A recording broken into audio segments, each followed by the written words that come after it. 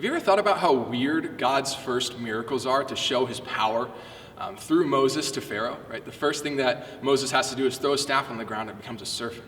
And then the Nile is turned into blood. Why did God do these weird things? Couldn't he have just zapped the Israelites out of slavery into the promised land? It sure would have saved the author of Exodus a lot of time.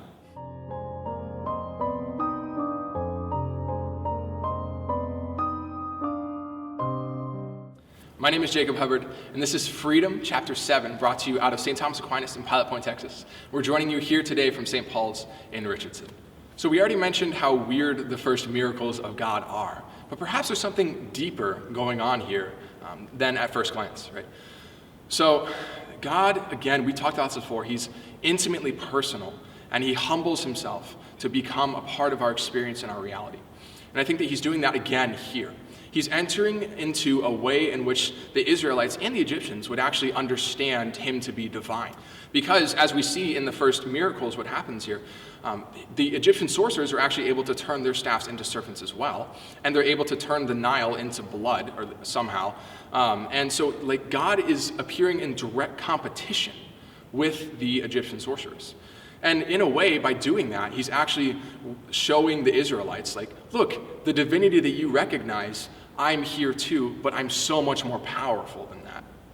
Because what happens is Moses' serpent devours the other serpents, right? And so God is entering into their experience and calling them to more. And we talked about that before with the burning bush, but we're going to kind of be mentioning that again. It's going to be incorporated here in this little just reflection as well.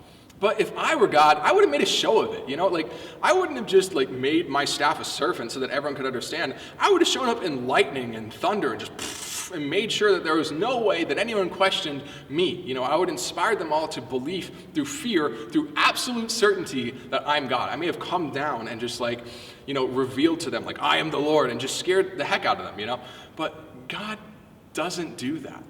Because to do that is actually, in a sense, motivated out of fear or a need to be respected, a need to be understood and known as the source of all. But God is so powerful, he doesn't need anything. And so he's unconcerned with everyone worshiping him absolutely out of fear and with no real freedom. What he desires is to show his power through freedom. And that is the true sign of a powerful God. He always leaves room for doubt. And there's no better example of that than the Eucharist. Every single Mass, the Lord humbles himself. He meets us in the simple to show us that there's nothing about us that isn't loved or known. If God can transform bread, what is there in you who are infinitely more worthwhile than a piece of bread that he doesn't love, know, and want to transform? And so he humbles himself to reveal that truth to us. But also he leaves room for doubt. And now we have the Eucharistic miracles where we've seen the bread and the wine actually transformed into flesh and blood, like the miracle of Lanciano. But God typically leaves this room for doubt. And even that could be doubted, right? There's always this room for doubt because he wants to respect our freedom. And it's in our freedom and submitting freely to him that his real power is manifested, because only a real omnipotent power could get free individuals to love and serve him, right? And so there's a manifestation of his power in our own submission to him, but also just a real understanding on our ends of how much he desires a relationship and loves us, that he's never going to usurp our free will or take advantage of it or step on it, but he's always going to respect it and just invite us deeper. So we see God humbling himself in the Eucharist, and then here for the Egyptians, and we see something really pivotal. Every single time that a plague happens, Pharaoh hardens his heart. What does that mean? It means that God actually appears to Pharaoh in his heart, that he has an encounter with Pharaoh there, and Pharaoh makes the free decision to harden his heart. So what am I saying?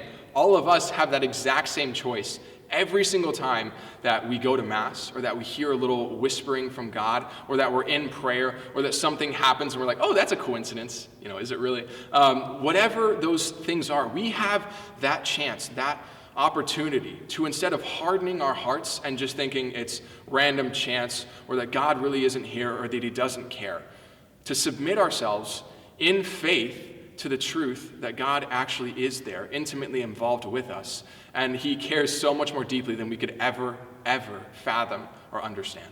So our choice is massively important in this. Faith is both a grace provided for by God and then a choice on our end. It's a human act, which is also provided for in the grace, but we still have to make that conscious choice and effort. So I just invite you guys, especially today, if there are times that come up today when you begin to doubt if God is really working through something, if it's good and beautiful and true, then don't doubt it. God is there. I remember when I was typing up the script for this talk, I was at my parents' house and my dog was just sprawled across me, just like sleeping, right? And through him sleeping there, I just had this image of God resting there as well.